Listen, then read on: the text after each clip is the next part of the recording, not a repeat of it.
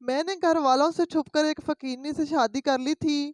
وہ روزانہ ہمارے گھر بھیک مانگنے آتا تو میں اس کو کھانا کھلا دیتی تھی۔ مجھے اس سے محبت ہو گئی تھی۔ اب کوئی نہیں جانتا تھا کہ یہ فقیر میرا شوہر ہے۔ میں جوان تھی مگر اماں میری شادی نہیں کروا رہی تھیں۔ میرا فقیر شوہر مجھے ڈھیروں پیسے بھی دے جاتا تھا۔ ایک دن اماں گھر پر نہیں تھی، میں نے اپنے فقیر شوہر کو اندر بلا لیا۔ ابھی 5 منٹ گزرے تھے کہ اس فقیر نے تھیلے سے ایسی چیز نکال کر دکھائی کہ میں نے فوراً طلاق۔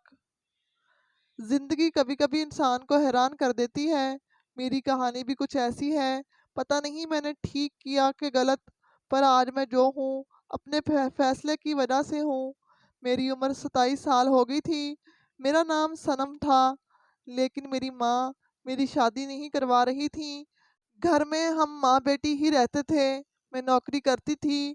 میری ماں کا کہنا تھا کہ اگر تیری شادی کروا دی تو پھر اس گھر میں پیسے کہاں سے آئیں گے۔ پھر میں ان کو کہتی تھی کہ میں شادی کے بعد بھی آپ کو پیسے بھیجتی رہوں گی، لیکن یہ بات امی نہیں مانتی تھیں۔ اس کا کہنا تھا کہ شادی کے بعد تو بدل جائے گی اور میں اسی گھر میں پڑی مر جاؤں گی اور تجھے خبر تک نہیں ہوگی۔ اسی لیے وہ خود غرض ہو کر شادی نہیں کروانا چاہتی تھیں، لیکن مجھے بھی کچھ نہ کچھ کرنا ہی تھا۔ ایک انسان تھی، ایک عورت تھی، میرے اندر بھی جذبات تھے اور مجھے وہ جذبات تنگ کرنے لگے تھے۔ میری ماں کہتی تھیں کہ تیرا باپ بھی چھوڑ کر چلا گیا، لیکن آج تک اس نے یہ نہیں بتایا کہ وہ ہمیں چھوڑ کر کیوں گیا۔ کوئی بات ایسی ضرور تھی، میں بہت زیادہ خوبصورت نہیں تھی اور میری شکل بھی مناسب تھی۔ مجھے لگتا ہے کہ شاید میرا باپ میری ماں کو کسی اور عورت کے لیے چھوڑ کر گیا تھا۔ میری ماں نے کبھی یہ نہیں کہا کہ میرا باپ اس دنیا سے گیا ہے، بس وہ کہتی تھی کہ وہ ہمیں چھوڑ کر چلا گیا۔ میں ایک پرائیویٹ اسکول میں پڑھاتی تھی۔ وہ زیادہ پیسے نہیں دیتے تھے۔ گرمیوں کی چھٹیاں چل رہی تھیں تو میں گھر پر ہی تھی اور گھر میں کپڑے سی کر گرمیوں کی چھٹیوں کا جو میرا نقصان ہو رہا تھا وہ پورا کرنے کی کوشش کرتی تھی۔ میں بھی اپنی ماں کی طرح بہت زیادہ حسین نہیں تھی۔ ایک دن میں گھر میں اکیلی تھی، گھر میں کوئی بھی نہیں تھا کہ دروازے پر دستک ہوئی۔ میں اپنے کمرے میں بیٹھی تھی۔ میری ماں محلے میں کسی عورت کے گھر گئی ہوئی تھیں اور مجھے بتا کر گئی تھیں کہ چولہے پر دودھ رکھا ہوا ہے، اس کو دیکھ لینا، لیکن میں بھول ہی گئی تھی، میں نے دیکھا ہی نہیں۔ جب دروازے پر دستک ہوئی تو دیکھا کہ دودھ تو ابل رہا تھا۔ ہمارے گھر میں گیس نہیں تھی، ہم گاؤں میں رہتے تھے، لکڑیاں جلا دیا کرتے تھے۔ جلدی جلدی دودھ کو اتارنے گئی، میرا ہاتھ جل گیا اور دودھ میرے پاؤں پر گر گیا۔ اتنے میں دستک ہوئی تھی۔ جس نے دستک دی تھی وہ میری چیخ سن کر اندر ہی بھاگ آیا اور میری مدد کرنے کے لیے میری طرف بڑھا۔ مجھے بہت زیادہ تکلیف ہو رہی تھی۔ مجھے اس وقت کسی نہ کسی کی مدد کی ضرورت تھی۔ مجھ سے اٹھا بھی نہیں جا رہا تھا۔ اس نے مجھے اٹھایا اور کمرے میں لے کر آیا، ساتھ ہی میرے پاؤں پر ٹھنڈا پانی ڈالا، جس سے مجھے کافی سکون ملا۔ لیکن جب میں نے دیکھا تو میں حیران رہ گئی۔ وہ کوئی اور نہیں بلکہ کوئی فقیر تھا، لیکن اس کو فقیر کہنا مناسب نہیں ہوگا۔ اس کے نین نقوش بہت اچھے تھے، اس کی جسامت بھی بہت ہی اچھی تھی، بس تھوڑا کالا اور گندلا میلا لگ رہا تھا اور کوئی مسئلہ نہیں تھا۔ اس نے بھی مدد کی۔ میں نے اسے اچانک سے اپنا ہاتھ پیچھے کر لیا۔ میں نے کہا تمہاری جرت کیسے ہوئی اندر آنے کی؟ تم نے مجھے ہاتھ کیسے لگایا؟ اس شخص نے کہا کہ میں تو یہاں پر بھیک مانگنے آیا تھا، آپ کے چیخنے کی آواز سنی تو مدد کو چلا آیا۔ بھلائی کا تو زمانہ ہی نہیں ہے۔ اگر آپ کو برا لگا ہو تو مجھے معاف کر دیں، میں شاید زیادہ ہی بول گئی تھی، لیکن اس نے میری مدد کی تھی۔ اگر وہ مجھے وقت پر اٹھانے نہیں آتا تو میں وہیں پڑی رہ جاتی، کیونکہ میرا پاؤں جلا تھا اور مجھ سے اٹھا بھی نہیں جا رہا تھا۔ میں نے اس سے کہا کہ مجھے معاف کر دو، بس میں غصے میں تھی۔ میں نے اس سے پوچھا کہ تم بھیک کیوں مانگ رہے تھے؟ کیا تمہیں بھوک لگی ہے؟ وہ کہنے لگا کہ مجھے بہت بھوک لگی ہے، 2 دن سے کھانا نہیں کھایا۔ میں نے کہا ٹھیک ہے تم یہیں بیٹھو، میں تمہارے لیے کھانا بنا کر لاتی ہوں۔ میں نے شاپر میں 2 روٹیاں اور تھوڑا سا سالن ڈبے میں ڈال کر شاپر میں ڈال دیا اور اسے پکڑا دیا۔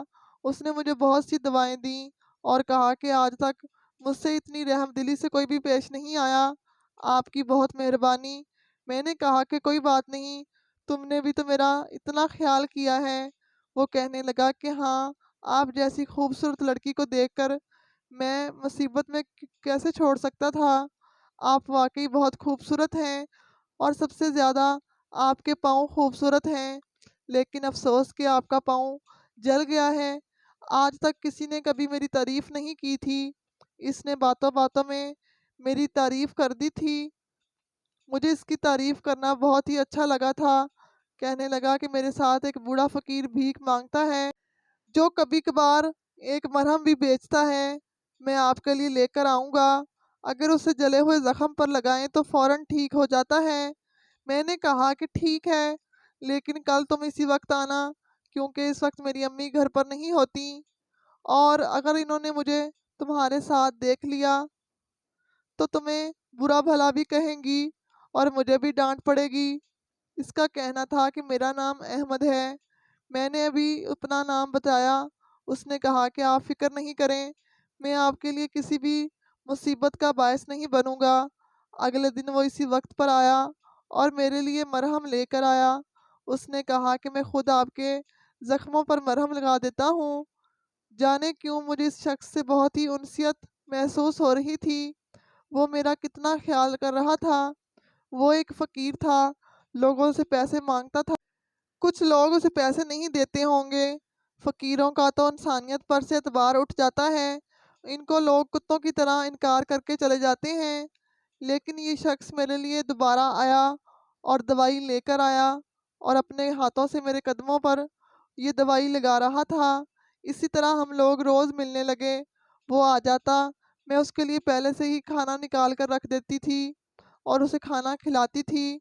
अगर कभी अपने लिए कुछ अच्छा बनाती तो भी उसे पकड़ा देती।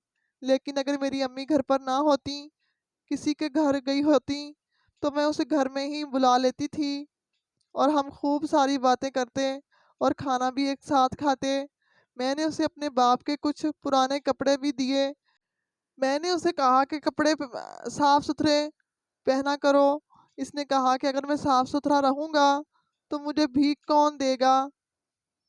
मैं इसकी बातों पर बहुत हंसती थी। हमारी दोस्ती हो गई थी और ये दोस्ती एक दिन मोहब्बत में बदल गई।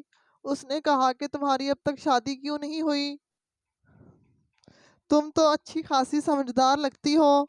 मैंने कहा कि अगले महीने 30 साल की हो जाऊंगी, लेकिन जाने क्यों मेरी माँ मेरी शादी नहीं करती। वो कहती हैं मर्द बेवफा होते हैं, छोड़कर चले जाते हैं, इसीलिए वो मेरी शादी नहीं करना चाहती। और मेरी माँ के पास शादी करने के लिए पैसे भी नहीं हैं। जहेज़ का एक तिनका भी अभी तक नहीं बनाया है, तो बिना जहेज़ के शादी किस तरह होगी। तुम तो सोचो, आजकल तो लोग इतने बुरे हैं कि बिना जहेज के लड़की नहीं लेते। तो इसने कहा कि कुछ लोग ऐसे भी होते हैं जिनको जहेज से मतलब नहीं होता। मैंने कहा कि ऐसे लोग कहाँ मिलते हैं। तो वो कहने लगा कि एक ऐसा शख्स तुम्हारे सामने बैठा है। मैंने कहा लेकिन तुम तो फ़कीर हो, तुमसे शादी करने को मेरी माँ कभी नहीं मानेगी।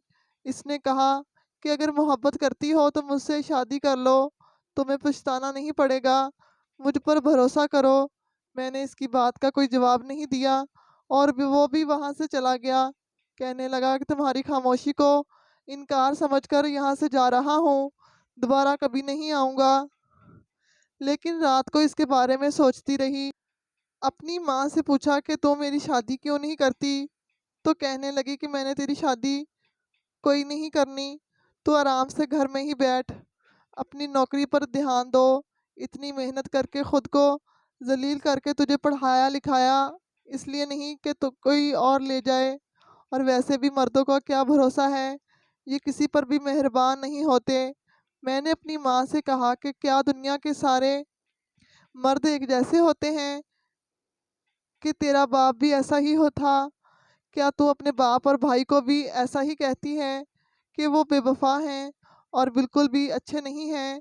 तो कहने लगी कि हाँ, सारे मर्द एक जैसे नहीं होते, लेकिन सबकी किस्मत अच्छी नहीं होती। और कहते हैं कि बेटियों की किस्मत इनकी माँ पर ही जाती है। तेरी माँ भी तो बदकिस्मत थी ना, तू भी ऐसी ही है। इसलिए तो इस मामले में सोचना बंद कर दे और अपना मुंह बंद करके तेरी शादी कभी नहीं करनी। मैंने मेरे जीते जी तेरी शादी नहीं होगी। अगर तुझे शादी करने का इतना ही शौक है तो दुआ कर माँ मर जाए। मैंने अम्मी से कहा कि कैसी बातें कर रही हो, मैं ऐसा क्यों चाहूँगी। मैं जब भी अपनी माँ से इस तरह की बात करती थी तो वो मुझे आगे से कोई ऐसा ही जवाब देती थी। मैं सोच रही थी कि मेरी माँ तो मेरी शादी नहीं करवाएगी, मगर ये भी नहीं चाहती थी कि मेरी माँ को कुछ हो जाए। तो फिर मैं नहीं चाहती कि मैं अपनी माँ के मरने के बाद शादी कर लूँ। 2 दिन तक अहमद नहीं आया तो मैं बहुत ज़्यादा परेशान रही। जाने क्यों मुझे इसकी सारी बातें याद आ रही थीं। वो जैसा भी था कम अज़ कम अपनी बात का पक्का तो था, मुझसे मोहब्बत करता था। सोचने लगी कि क्या कभी कोई मुझसे मोहब्बत करेगा? क्या कभी कोई अमीर इंसान जो अच्छी नौकरी करता हो और उसका बड़ा सा घर हो, क्या वो मुझसे मोहब्बत करेगा? भले इसी फ़कीर के ज़रिए ही मुझे मोहब्बत मिलनी हो, मुझे तो मोहब्बत ही चाहिए थी। 2 दिन बाद मुझे अहमद दूर से नज़र आया। वो मेरे घर नहीं आ रहा था, बल्कि सड़क पार कहीं अपने काम में मसरूफ़ था। मैं अपने घर से बाहर भाग उठी और जाकर उसे रोका। वो मुझसे ऐसे पेश आया जैसे मुझे जानता ही ना हो। मैंने उसे कहा कि इस तरह क्यों कर रहे हो? तो कहने लगा कि आपको मुझसे दूर रहना चाहिए और आप एक पढ़ी लिखी लड़की हैं। आपका मुझसे वैसे भी कोई राब्ता और मतलब नहीं हो सकता। मैंने कहा कि तुम तो गुस्सा ही कर गए हो, क्या तुम मुझे सोचने की मोहलत भी नहीं दे सकते थे? इसने मुझे हैरान होकर देखा। मैंने कहा, मैं तुमसे शादी करने के लिए तैयार हूँ, मैं करूँगी तुमसे शादी, पर तुमको मुझसे वादा करना होगा कि तुम हमेशा मेरी मदद करोगे, मुझे बहुत खुश रखोगे, हमेशा मुझसे मोहब्बत करोगे, कभी बदल तो नहीं जाओगे। इसने कहा कि मैं कभी नहीं बदलूँगा, मैं आपसे ऐसी ही मोहब्बत करूँगा। आप मुझे बहुत अच्छी लगती हैं। और मैंने अपने घर वालों से छुपकर इस फ़कीर के साथ निकाह कर लिया। अब वो फ़कीर मेरा शौहर था। वो रोज़ हमारे घर मांगने के लिए आता। मैं चुपके चुपके से खाना और जो भी चीज़ खुद के लिए रखी होती थी उसको दे देती। कभी उसको कपड़े देती तो कभी कोई और चीज़। मैं उसे थोड़े बहुत पैसे भी दे दिया करती थी। मैंने कहा था कि मैं पैसे कमाऊंगी, तुम पैसे मुझसे ले लिया करो और कोई कारोबार शुरू करो, अपना घर बनाएंगे, सब कुछ करेंगे, लेकिन एक दूसरे के लिए पर जलते भी रहेंगे, क्योंकि हम एक दूसरे के पास बैठकर बातें नहीं कर सकते थे, एक घर में नहीं रह सकते थे। और एक दिन कुछ ऐसा हुआ कि मैं हैरान परेशान रह गई। एक दिन अहमद घर आया तो उसने अपने थैले में से कुछ निकाल कर, जिसको देखकर मेरे कदमों तले ज़मीन निकल गई। वो 1000 रुपए थे। मैंने उसे कहा कि ये पैसे तुम कहाँ से लाए? और कहने लगा कि आपको मुझे पैसे देने की ज़रूरत नहीं है, बल्कि मैं तुम्हें पैसे दिया करूँगा। अभी मुझसे मत पूछ कि कहाँ से लाया हूँ, लेकिन मैं रोज़ इसी तरह पैसे लाया करूँगा। तुम्हें पैसों को संभाल कर रखना होगा और अपना जहेज़ बनाना, क्योंकि वो जहेज़ कल को हमारे ही काम आएगा। जो भी चीज़ तुमने बनानी हो तुम बनाओ। फ्रिज, टीवी, बेड, फर्नीचर का सामान सब कुछ बनाकर पहले से ही रखो, और अगर पैसे बच जाएं तो इनको अपने पास महफूज रखती जाओ।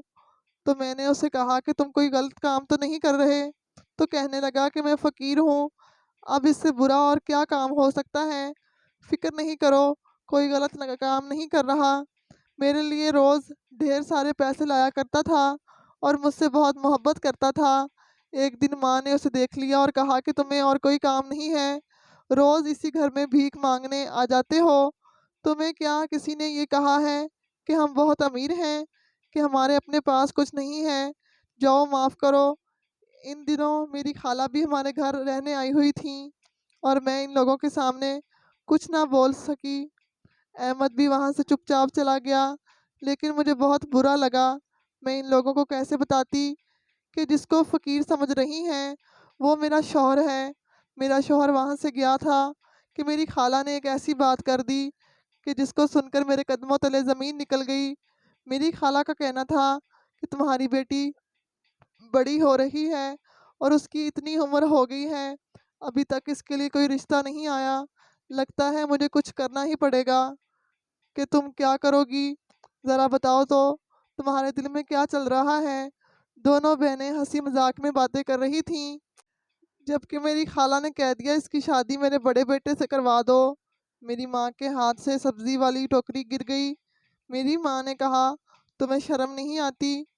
اور جو ان بھانجی کے لیے اپنے بیٹے کا رشتہ بھیجتے ہوئے، وہ بیٹا جس نے خود اپنی پہلی بیوی کو طلاق دے دی ہے اور ابھی تک اس کے بچوں کا خرچہ دے رہا ہے۔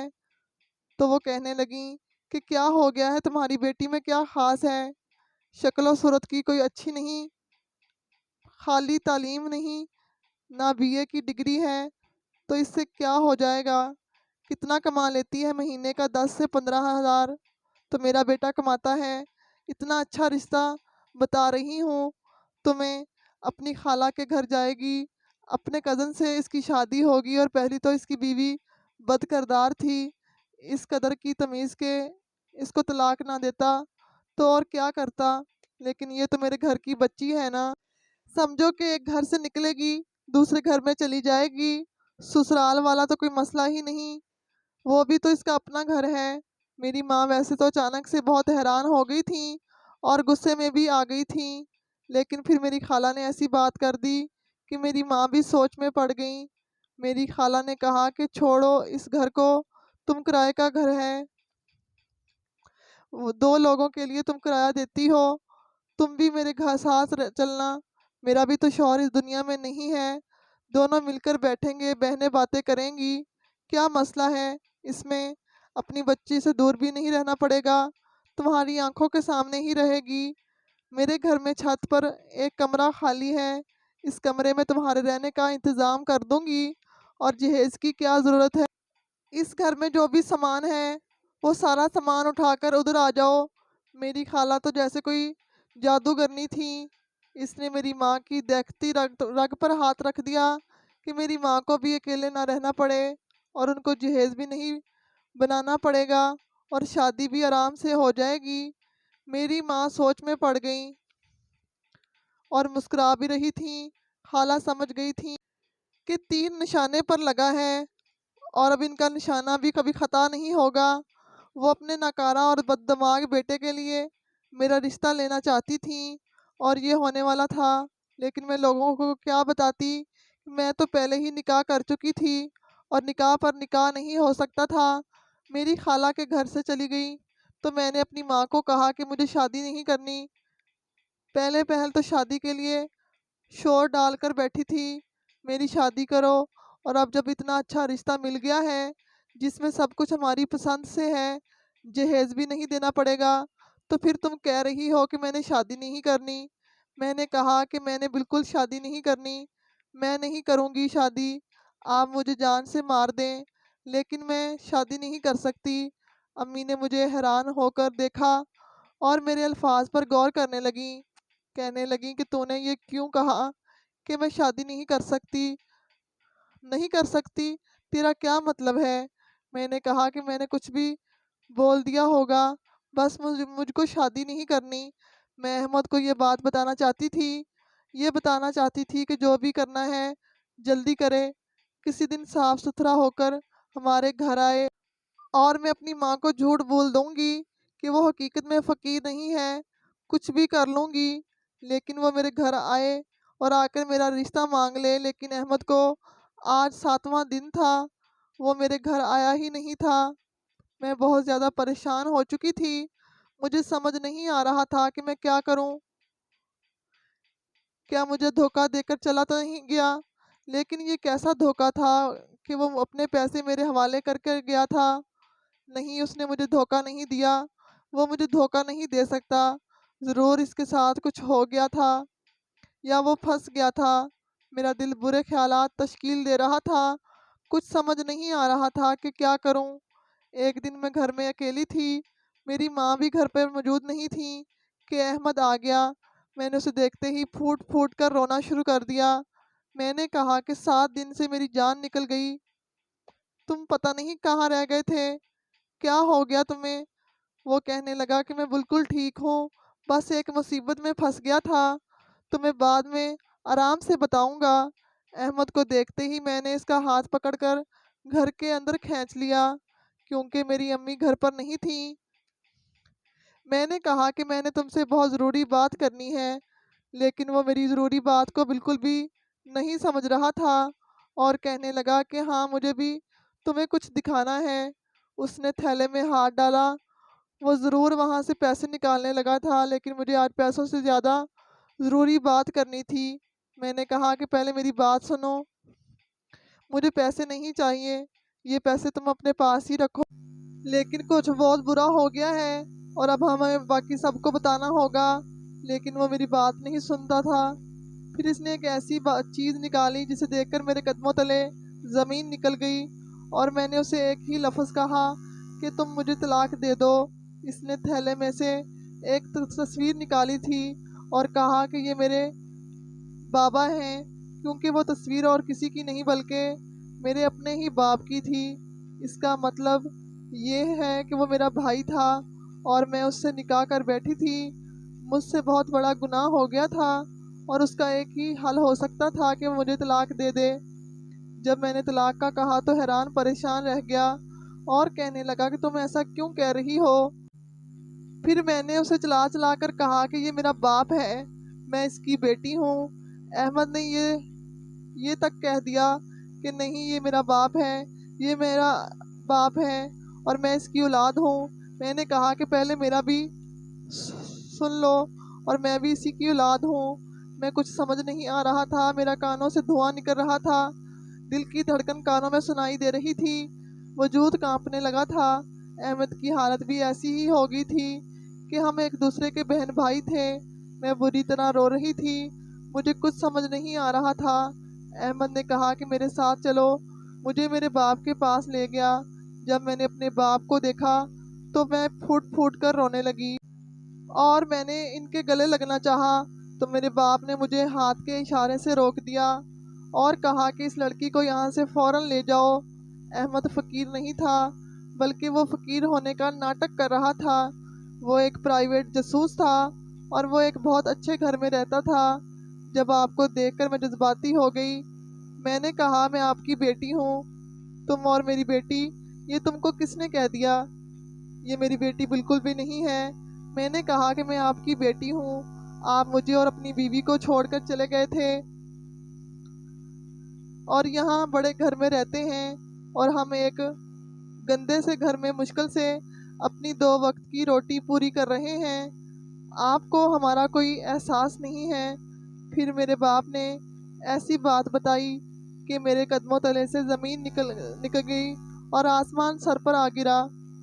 میرے باپ نے کہا کہ تمہاری ماں میری منگیتر تھی، ہم لوگ ایک دوسرے سے بہت محبت کرتے تھے، لیکن شادی سے پہلے ہی مجھے یہ پتا چلا کہ وہ امید سے ہے اور اس کی گود میں کسی اور کا بچہ ہے۔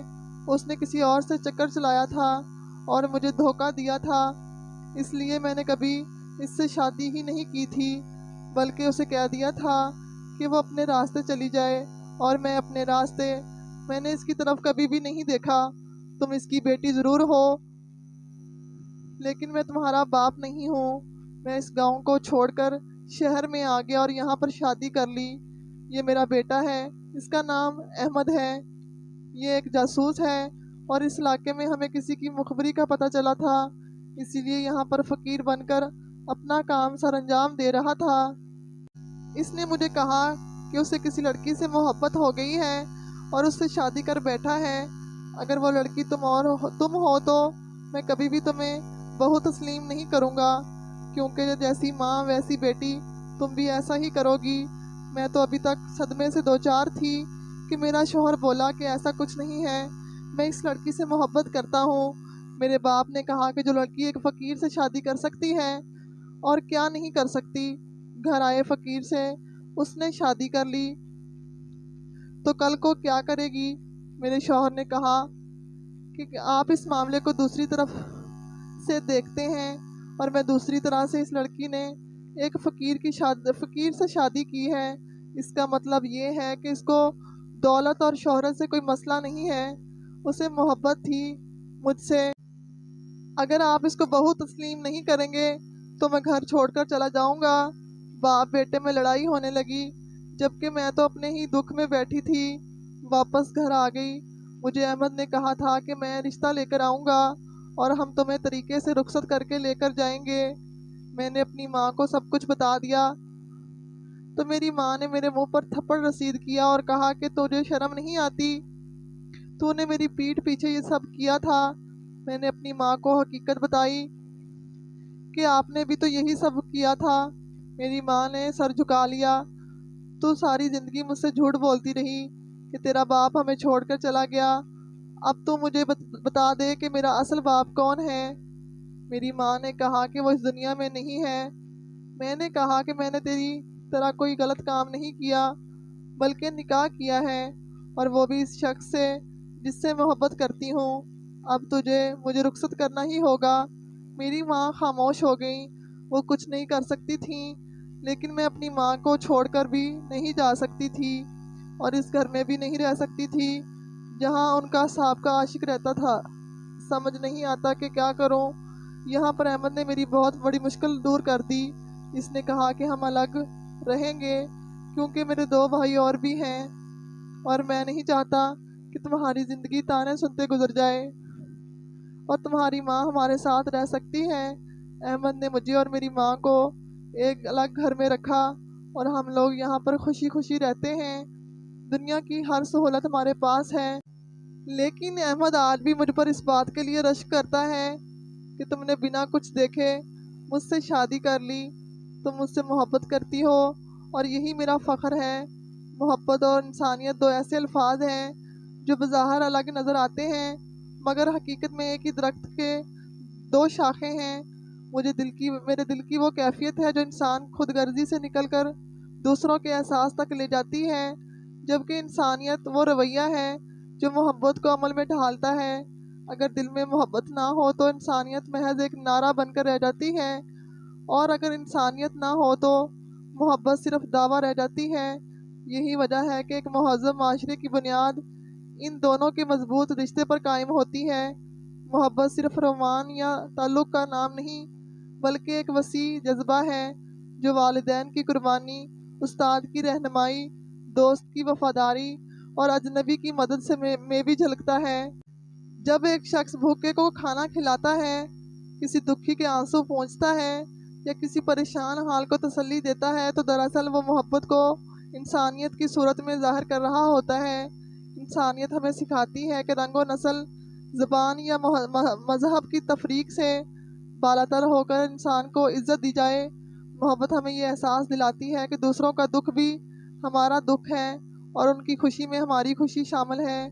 آج کے دور میں جہاں نفرت، حسد اور مقابلہ بازی نے لوگوں کے درمیان فاصلے بڑھا دیے ہیں، وہاں محبت اور انسانیت کی ضرورت پہلے سے کہیں زیادہ ہے۔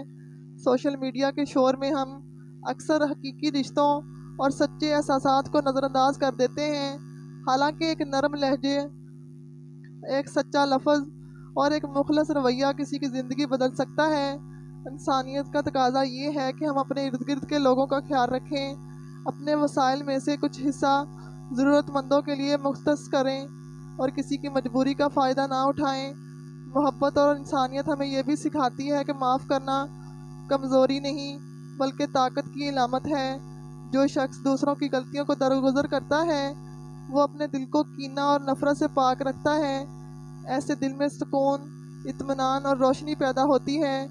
دراصل حقیقی کامیابی دولت یا شہرت میں نہیں، بلکہ اس بات میں ہے کہ ہم نے کتنے دل جیتے اور کتنے لوگوں کے لیے آسانی پیدا کی۔ اگر ہر فرد اپنے حصے کی محبت بانٹنا شروع کر دے اور انسانیت کو اپنا شعار بنا لے، تو معاشرہ خود بخود امن، خوشحالی اور بھائی چارے کی مثال بن سکتا ہے۔ محبت اور انسانیت ہی وہ چراغ ہیں جو اندھیروں میں راستہ دکھاتے ہیں اور انسان کو انسان بناتے ہیں۔ کہانی پسند آئی ہو تو ہمارے چینل کو لائک، شیئر اور سبسکرائب ضرور کریں۔ اللہ حافظ۔